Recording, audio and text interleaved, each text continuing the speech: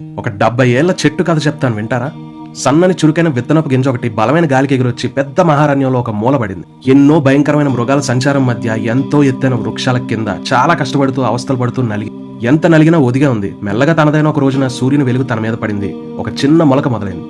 మెల్లగా ఆకులొచ్చాయి, కొమ్మలు పెరిగాయి, ఆకులు ఎక్కువయ్యాయి, పొడవు పెరిగింది. ఇంకా పెరుగుతాం అనుకున్న ప్రతిసారి ఏదో ఒక గాలివానో తుఫానో అలా ఏదో ఒకటి వచ్చి మళ్ళీ మొదలు పెట్టాల్సి వచ్చేది. అలా మెల్లగా ఒక చిన్న మొక్క నుంచి ఒక మోస్తరు చెట్టుగా గుర్తింపు తెచ్చుకుంది. కానీ దానికి సంతృప్తి కలగలేదు. అన్ని చెట్లలో నేను కూడా ఒక చిన్న చెట్టుని, అంతే కదా, మనలో ఏదైనా విశేషం ఉండాలనుకుంది.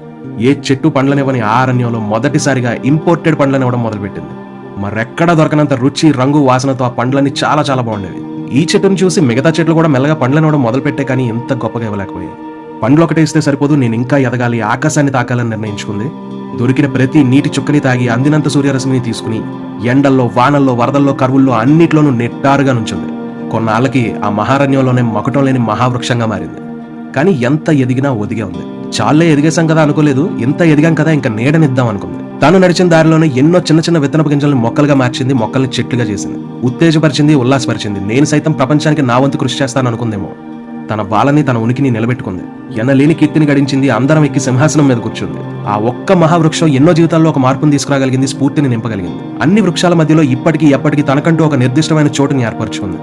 అయితే ఆ రోజు ఆ విత్తనం ఏదో గాలికి ఎగురొచ్చిందిలే అనుకుంటే మాత్రం పొరపాటే. వాయు వేగంతో చిరంజీవిలా తన గమ్యం నిర్ణయించుకుని మరీ వచ్చి నిలబడి ఈ మహావృక్షంగా మారింది. ఆ మహావృక్షమే మన మెగాస్టార్ చిరంజీవి గారు.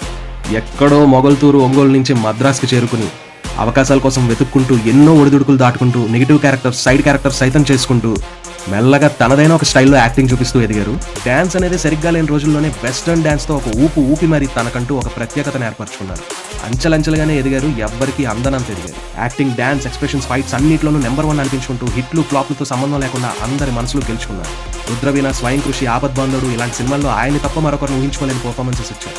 స్వాగ్ అనే పదానికి సాక్షాత్కారం, గ్రేస్ అనే పదానికి గ్రంథాలయం, ఇంకా డాన్స్కి అయితే ఏకంగా దేవాలయమే. ఎదిగిపోయి నెంబర్ 1గా మారిపోయి అక్కడితో ఆగిపోలేదు. ఎంత ఇచ్చిన జనానికి ఏదైనా చేయాలని blood and I bank start చేశారు. ఎంతో మందికి ప్రాణదాతగా మారారు. తనలాంటి వాళ్ళకి ఎంతో మందికి ఆదర్శప్రాయం అయ్యారు. తన చేతితో ఎంతో మందిని పైకి తీసుకొచ్చారు. తన కుటుంబంలో టార్చ్ బేరర్ల తరాలకు సరిపడా దారిని చూపించారు. ఎంతో సాధించారు, ఇంకెంతో సాధిస్తారు. మై డియర్ చిరంజీవి గారు, అప్పటికి ఇప్పటికీ ఎప్పటికీ మీరు మా చిరంజీవేనండి. Wishing a very happy 70th birthday to one and only megastar of the world.